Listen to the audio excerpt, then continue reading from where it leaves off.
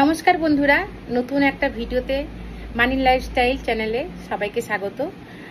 আজকে অনেক দিন পর আমি একটা চিকেনের রেসিপি বানাবো, মানে রেসিপি বলতে চিকেনের তন্দুরি চিকেন টাইপের বানাবো।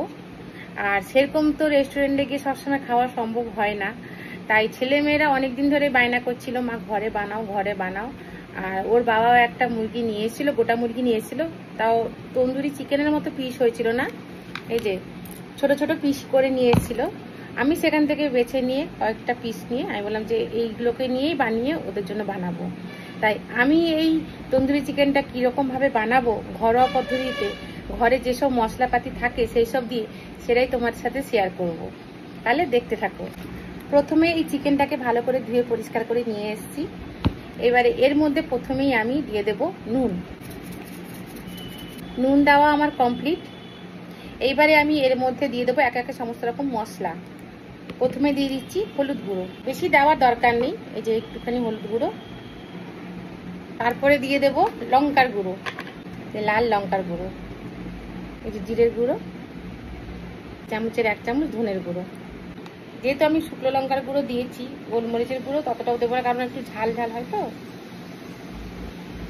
এই চামচের 1 চামচ আদা বাটা।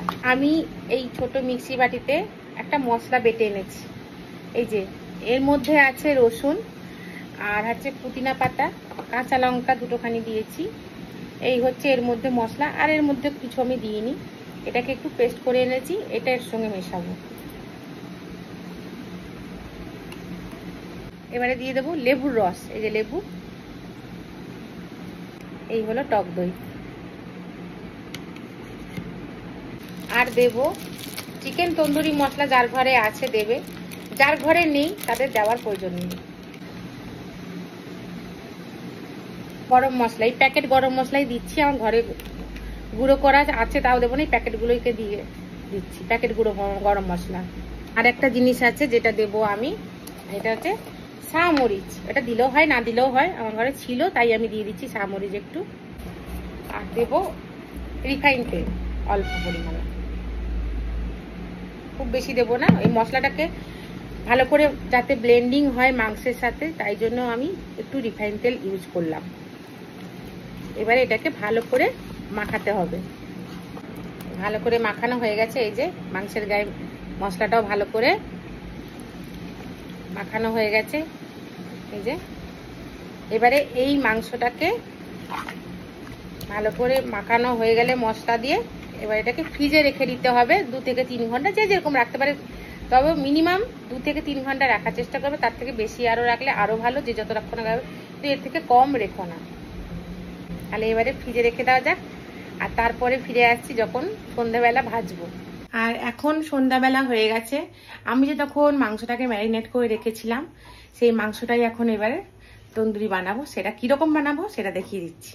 এখানে একটা প্যান বসিয়ে দিয়েছি, প্যানে একটু রিফাইন তেল দিয়ে দিচ্ছি, যে তাওয়াটা একটু গরম করে নিয়েছি। এবার আঁচটা একদম কমিয়ে দিয়েছি।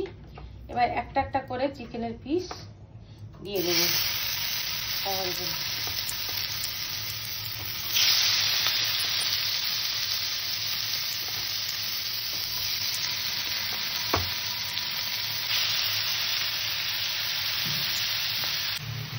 এইবার মাংসের পিসগুলোকে এবার একটা একটা করে আমি উল্টে দিই, একটু হালকা হালকা করে উল্টে দিচ্ছি,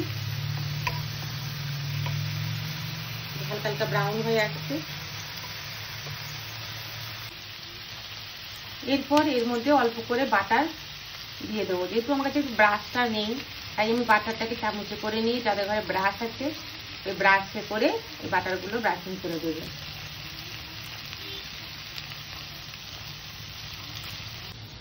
এবারে এইরকম যাদের ঘরে জালি মতো আছে, এইরকম ভাবে গ্যাস ওভেনের উপর বসিয়ে দিতে হবে। এবার গ্যাসটাকে জ্বালিয়ে এখান থেকে মাংসগুলোকে নিয়ে এর উপর হালকা আঁচে দিতে হবে। এই যে